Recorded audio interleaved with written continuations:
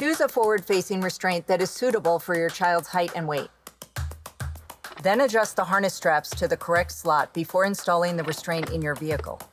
The strap should be at or above your child's shoulders. When you're ready to install the restraint, decide whether to use latch or the vehicle belt. Both methods work. If you're using latch, make sure the latch strap is going through the appropriate forward-facing path. Clip the lower attachments to the lower anchors in the vehicle seat and tighten.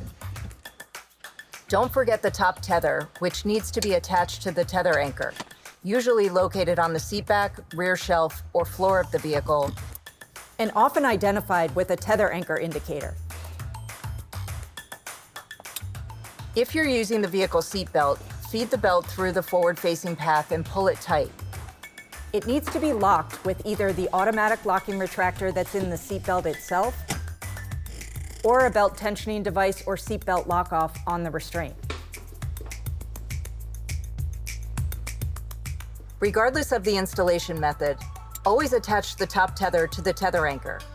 Finally, buckle your child using the harness straps. They should fit snugly with the harness clip at armpit level.